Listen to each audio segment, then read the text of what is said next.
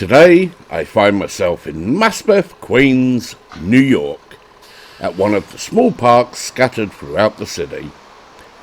This park is called Garlinge Triangle, named after Walter A. Garlinge, the first Maspeth resident to die in World War I.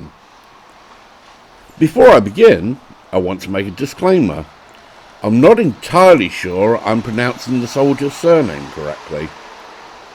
For years, the New York City Parks Department mistakenly referred to this park as Garlinge Triangle, adding an extra R at the end of his name.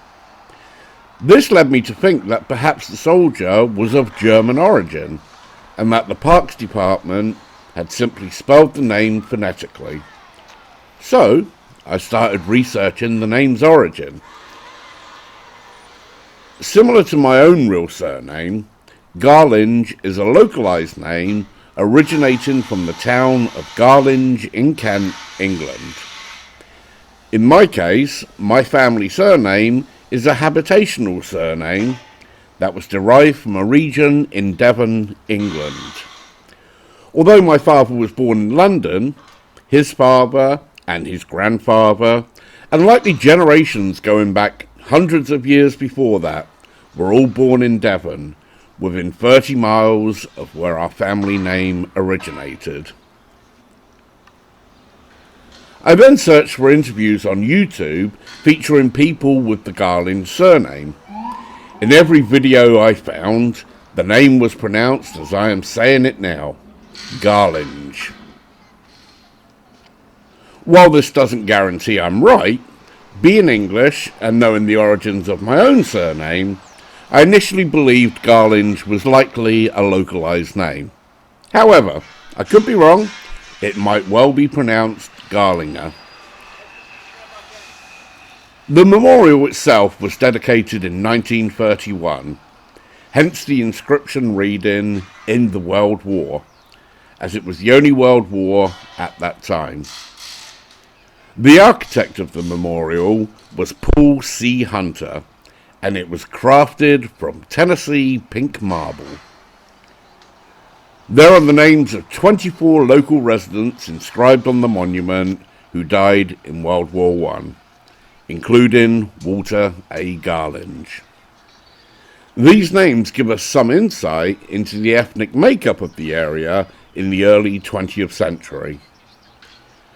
Today, the park serves as the starting point for the annual Maspeth Memorial Day Parade.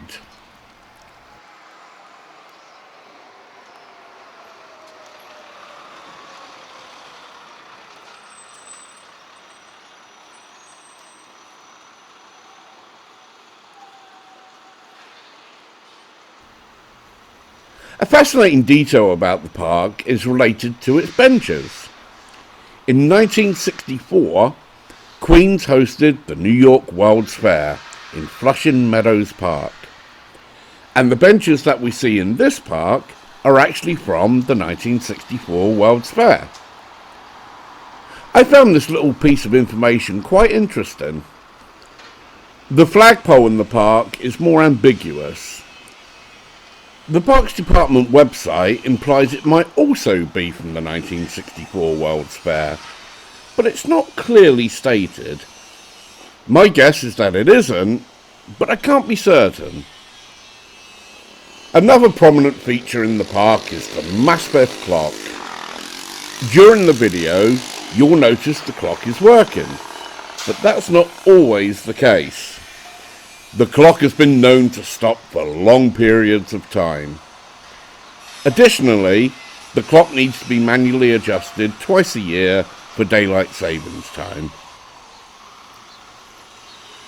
As the video wraps up, I want to point out the black street lamps on the west side of the park by the main road.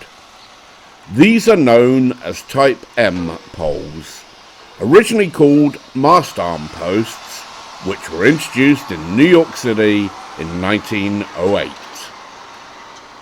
While I'm not suggesting these specific poles date back to that time, this type of street lamp can be found in historic districts throughout New York City, or in areas where the road is more than 36 feet wide, as is the case here. I thought this was also an interesting little fact to include in the video. That wraps up today's story, folks. The history of Garlinge Triangle. If you enjoy these type of videos, be sure to subscribe, as I have many stories from Brooklyn and Queens already completed, with more to come. And if you like the story, please click the like button. It helps my channel a lot. Thanks for watching, and I'll be back next week with a new video from New York City.